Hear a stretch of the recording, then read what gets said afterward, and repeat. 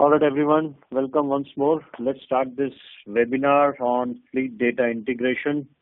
Basically, the purpose of the webinar is to discuss and share our learnings on data management and various projects which Acumen has been a part of related to fleet-wise acquisitions and how we have proceeded with integrating data, metadata and records for various customers. Now, before I begin, just a housekeeping item is that you will see on your top right corner an arrow. If you click on that, it will give you an option for chat and asking questions. You can use that to type questions or comments, which I'll try to address at the end of the presentation on the event interaction page, I believe. And moving forward, before we go to the next slide and discuss more detail, the purpose and the rest of the presentation, the webinar, to give a little introduction about myself. I'm the CEO and chairman of Acumen Aviation Group.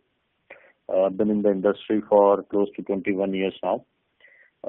Fortunately, last 10 years plus, I've been working with Acumen Aviation, a team of very successful and hardworking professionals in aviation asset management space. We're spread out worldwide, and during this webinar, some of our customers, our vendor partners, and also some of our team members have logged into this webinar to hear us. All right, let's move on to the next slide here, which is the overall purpose of this presentation. Data management and fleet integration. To present a case study, we have picked up some live examples from various projects which Acumen has been a part of. And from there, what we have done is we have taken that input on board to then create an example case study. We have changed details of customers. We have changed some other details related to how the customers see our information, so that the confidentiality of the customer data and confidentiality of projects is protected. But other than that, what you will see is a real scenario which has played out, and also what you will hear is learnings which we had from that scenario.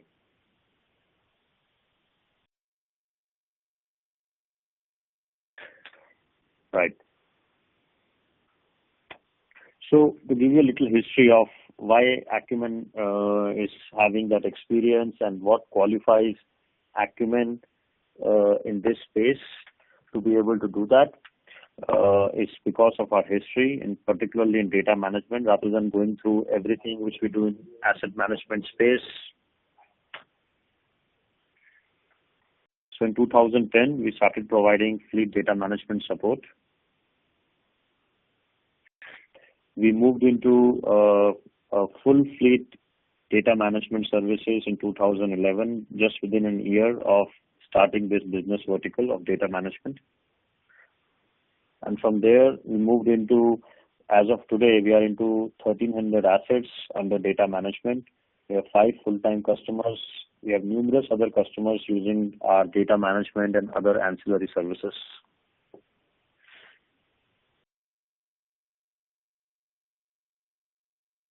So what do we define as data management in Acumen? What is data management for us? Well, part of that is related to, while we are at it, I just want to add that you may see a little delay on the slides loading on your screen and what I'm speaking. I think it's just technology. What I'm going to try and do is slow down a little bit to make sure that what I'm talking and what is presenting on your screen is matching. So you would have seen a pop-in for the next slide. The title is What is Acumen Data Management? The first and foremost thing we have added there is records and metadata, technical, commercial, and legal data. I want to just emphasize for Acumen in aviation industry, data management is not just data entry and technical records. It goes beyond that. It includes elements of commercial data, maintenance reserves, reconciliations, data management related to aircraft asset values and appraisers, various maintenance reserves data related to engines, landing gears, and APUs in some cases, as well as there is legal data which is managed by Acumen team. Acumen is not a legal expert. We don't take responsibility for legal interpretation, but we help customers in LOI draftings, and we also help customers in managing legal data in certain cases.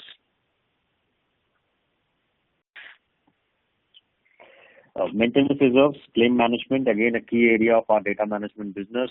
Our team is deployed at times when a fleet acquisition especially happens to be called into support for MR reconciliations. These take the form of checking various old data points, various MR accounts, and making sure they're to the standard and they're reconciled true, because that becomes a key commercial exposure for the lessors when they're acquiring the fleet.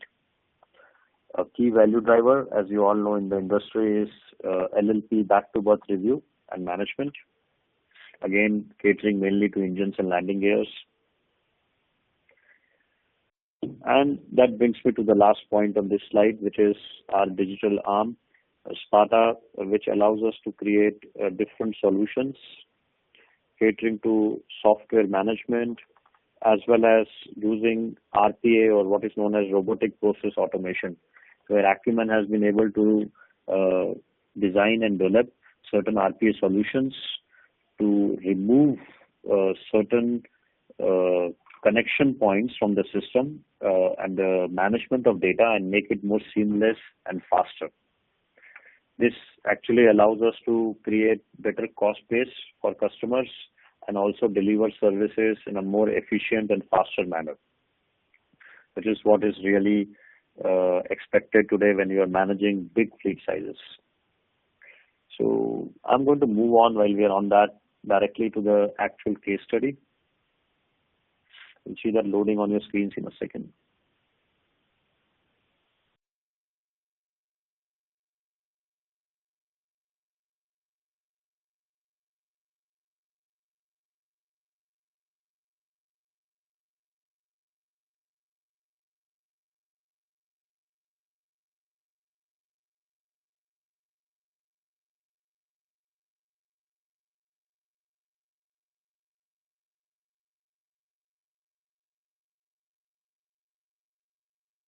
So the first and foremost item to give you a background of this project is Acumen's customer.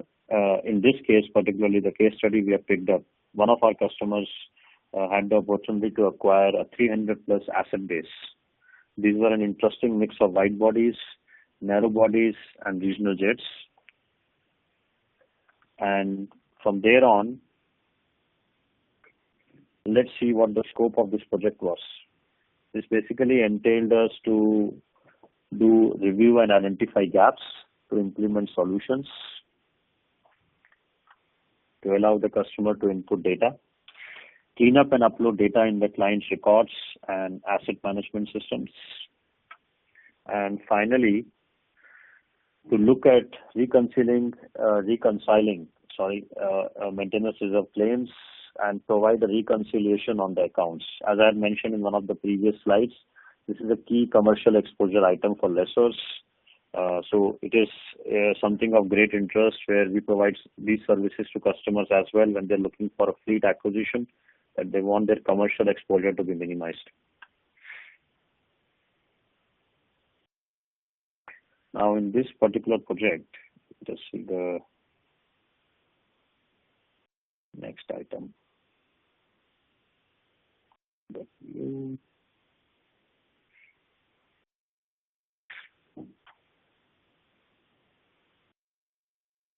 total time which was decided for this project was close to 6 months. And as happens in every project, and we'll explain through the end of this presentation, that the time got stretched obviously due to various challenges. Total team size which was deployed was 10 data analysts, including a project manager with experience in managing fleet-wide work. The project was at the planning stage. It was planned in total 5 phases. We looked at creating a test portfolio first. Our intent was to have the learnings of the project captured in the early phase to make sure that any issues which we are facing anywhere are then identified as far as possible. As is the case with a project of this scale, it is impossible to identify all the variables at an early stage. So the goal was that as much we can reduce the unknowns by as much as possible, capture the issues in hand, and then use those practices during the deployment phase.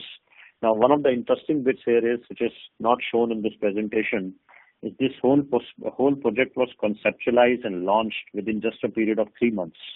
We were given a 3-month notice.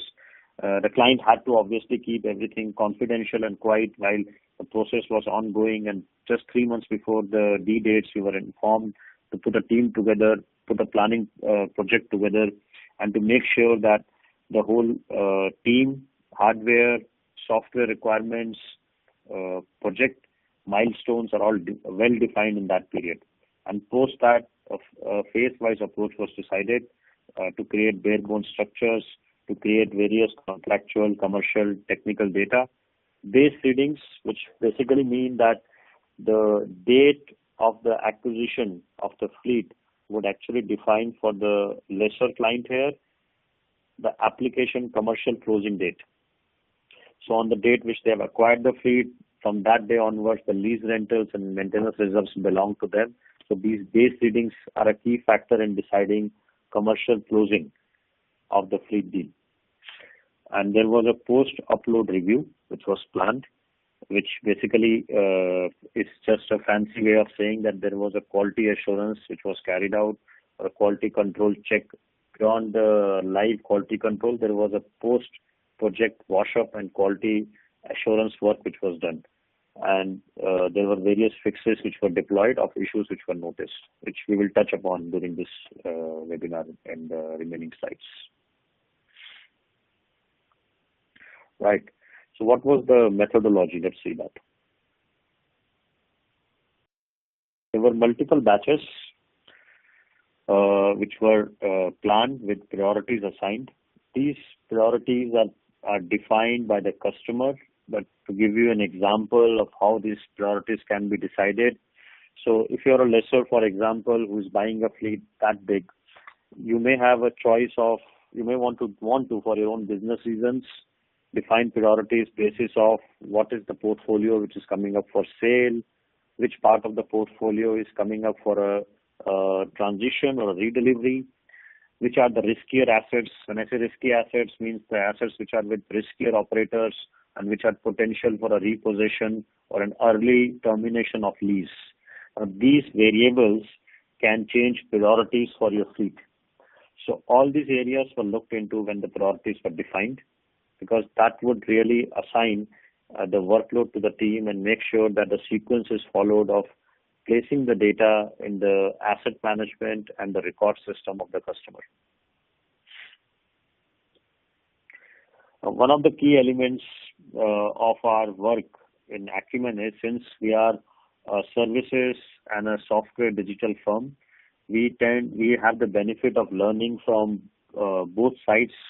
And one of the thing we like to use is agile methodology.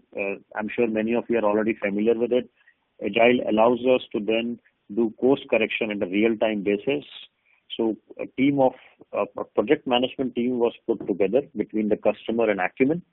This project management team's job was to do a regular review of what was going on and to deploy or apply course corrections on a real-time basis, that a certain base reading is not to the requirement which a customer standard wants, because one of the biggest challenges which you have in a project like this is matching up the standards between the acquired fleet and the customer whom you are representing in this case. Because no two lessors, so far as we have seen, and this is not to say somebody's standard is not good enough, it is just that every lessor likes to follow their own protocols and their own so-called standards and procedures. And naturally, when they're acquiring a fleet, they would like it to be brought up, screwed up to the requirements of their own fleet. So from there on, that brings me to the next point of standardization.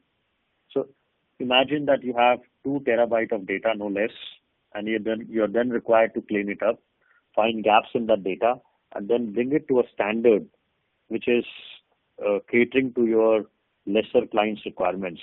so that it can be then inputted into the asset management and record system.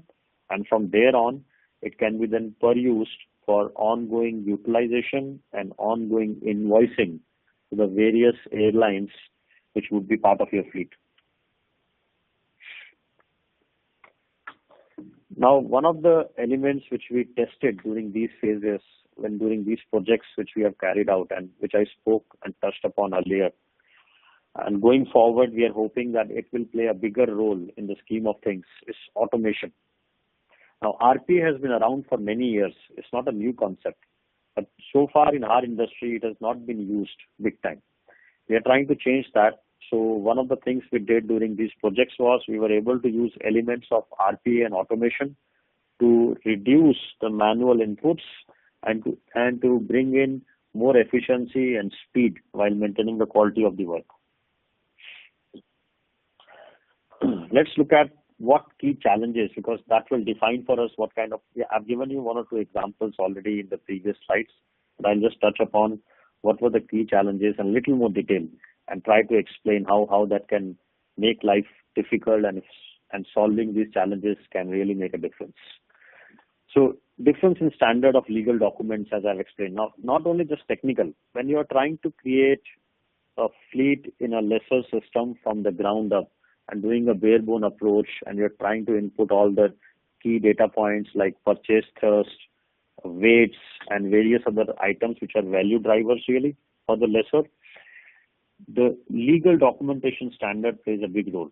Now, surprisingly, maybe it is not surprising to some of you in this webinar, but surprisingly, there is no one set legal standard so far. And we are aware that there are various initiatives in play where that is being changed, hopefully in future, but currently there is no such standard. And all the projects we have done, what we have noticed is that legal documentation, which define the terms and conditions of lease, which define the terms and conditions of lease rental collections, which is really where the money is, and that is how the lessor likes to manage their fleet. There is a difference in terms. Even the way flight hours and flight cycles are calculated, like very basic example is someone would like to place in their lease agreements flight hours and flight cycles on decimal points, and someone else would like to use actual hours and minutes. Now, this sounds like a very simple thing, but it can make a big difference when you're actually placing data into your asset management system or the record system. And it can make things difficult to manage unless it is brought to the same standard. So that was a whole new element where we had to go into the data and make sure everything is brought into a standard which is similarly matching. A phase-wise approach is required for all this data, for making sure that you have margins and time available in hand to revisit as often as you want to, and to fix any standardization issues or any problems which you may have been unable to anticipate in the beginning and come across at a later date. Because a project of this nature can stretch in months. And one of the interesting technical challenge for a project like this is, how do you transfer 2 terabytes of data? So there is 3 ways it can be actually accomplished. And first, let me tell you how it was done in this case. Now, it's a separate debate why it was done in this case, but how it was done was that the acquired portfolio from the lessee was already in a system of their own choice. And they agreed to open access to us and to our customer, whereby we were expected to then download all the data, clean it up, check for various issues, and then place the data back into our customer system. The challenge, however, is that many of these legacy systems out there don't allow you to do major bulk downloads and at the speed which you would like to do it. That really slowed us down. And there were so many challenges on internet connectivity, on the server side of this system we were using, and we used actually more than one system of the customer's choice in this case. We feel that it would have been better had using that technology, we would have just gone the old-fashioned way and put everything on a hard drive and given it to us. Or the solution is a better technology system out there which allows you to do a bulk download and then upload. And now mind you that the challenge was just not one way, it was two-way problem. The other problem was, how do you then place this data on the record system of customer's choice? because that system was also a legacy system, and we were having pretty much the same problems. So to our frustration and our customers' frustration, one of the factors which extended this project was actually technology driven, or lack of technology driven is what I would like to say. Duplication of data. Again, plays into the standardization point. The data is not standardized enough, and there is same document.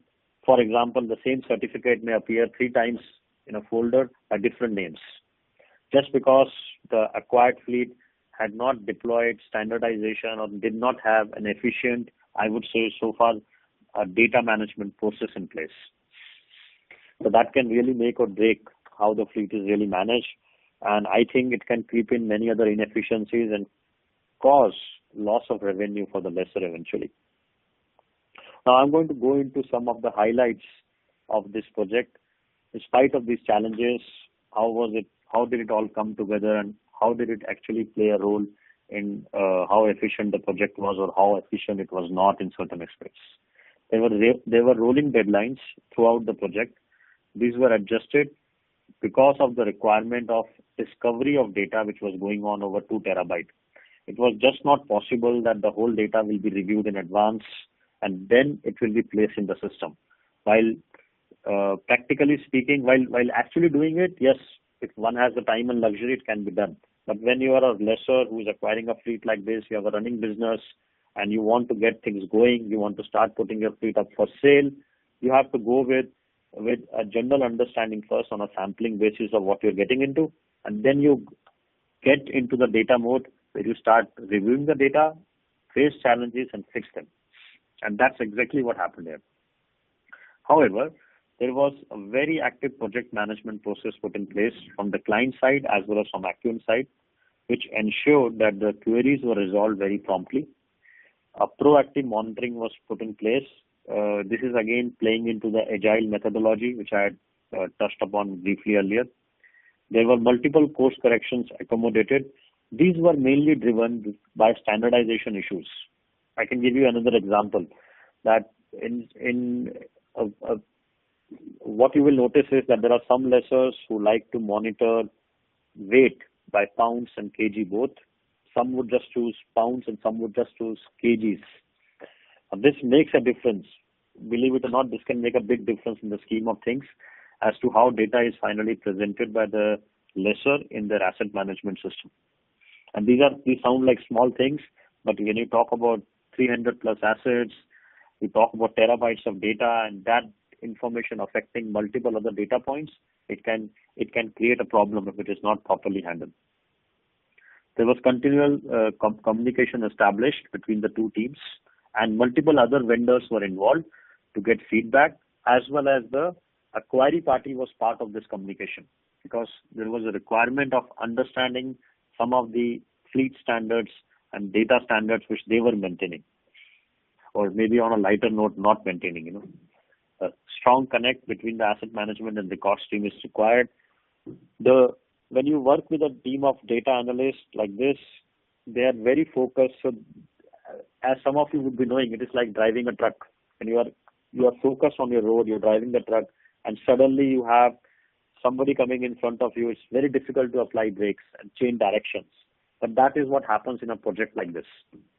When you're working on data of 2 terabyte size and trying to integrate this, you come across different curveballs, you come across different challenges, you come across engine issues, thrust rating issues, and that's where the data analyst team in Acumen is very well supported by a team of professionals we have built around. We have engine experts in team, we have valuation experts who could give inputs and then guide this team in the right direction, along with the customer's guidance, of course, how to capture such issues properly when doing this project. Now, what were our deviations in spite of putting all the best practices in place? We feel we still had situations which were beyond our control. There were certain deviations. Now, these deviations are not in the quality of the work. These are deviations which were applied mutually by the customer and Acumen, because it was realized that the data which has been presented to us, some of the data points are just in no form to be inputted into the asset management system without compromises. For example, the way our customer did maintenance planning and the way the acquired fleet maintenance planning was tracked was different. One was OAMP based, one was strictly MPD based. Now, they are not one and same. For those of you who know maintenance planning well, they are not one and same, and that creates a problem then. How do you apply maintenance planning oversight, because that can then affect your maintenance reserves. Thrust related issues, delivery and redelivery time. There were different purchase thrusts which were utilized in the system. How do these how are these thrust ratings interpreted? Because time to time when you have to sell an engine, especially when you're selling the engine. Now, I'm not an engine expert, but what I understand is that a CFM engine, for example, may have a totally different requirement when it comes to purchase thrust than RR engine, and so on. And these requirements, these are commercial exposure items for lessors, and they need to be very carefully monitored. Weights, again, the weights has an impact on the resale value of the fleet, and different kind of incident tracking. What one lessor would like to track as an incident or accident is not necessarily what the other lessors would like to track. So this is again definition of that, whether it is to IATA standards or whether lessor has its own requirements to track that come into play. Aircraft registration, D-rate certificates related information, and configuration of the asset. This is again operator driven to a large extent, but also a subject of what policies are in place by the lessor. Do they accept PMA parts in certain cases? Do they want to have a D-rate certificate in place? Some of the lessors and some countries, some jurisdictions don't have that requirement. Base readings. Again, in one of the previous slides I had mentioned that base readings come into play when it comes to the asset's value. And the assets further commercial closing depends on those actual base readings on the acquisition dates. Some cases, these dates were not clear and deviations were granted. What do we see as the solution? How do we think? Maybe solution is a big word, but how do we think? In the next slide, I'm just trying to address what do we see as the way forward? What good practices can we pick up? What are the 2-3 key pointers here which can help us to do an even better job in the future? Well, we think that a more thorough design-based approach, which basically the project needs to be planned from the ground up, keeping the various scenarios in mind. But not only that, the overall data management practice needs to have a worldwide standard in place. Till that doesn't happen, I think a more planned and a design up approach where we know that what exactly is being inputted and how it relates to each data point, maybe that kind of mapping is required. A central planning and control mechanism needs to be in place. While we had that to a certain extent, we also feel that it would have been very helpful to have a more robust, even more robust mechanism in place of that. Because at times what we noticed was happening was, due to the nature of the business of our customer, there were people who were moving hands, there were key people who were moving in positions, and we were noticing that there was improvement required in certain protocols and standards which could have been deployed. So a central control mechanism or a central control system would have helped us to avoid these problems.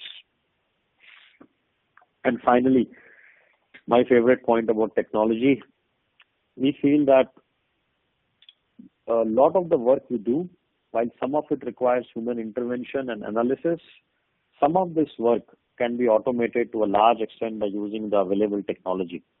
And that can compress the timeline, that can also compress that can reduce the challenges which we are facing in deploying such solutions for customers.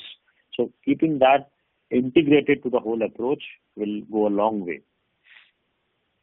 That's it. It's a small webinar to the subject. We will be sending a link to all of you. Also, for those of all of you who have registered for this event will be getting a link. What we will also request you is that you will see a poll questionnaire now, right after this, with just 2 questions to answer. We'll really appreciate if you can take just 30 seconds of your time and give us your inputs. And if you have any questions to ask us, if you can put it on the chat screen, I can quickly step in and answer those questions now.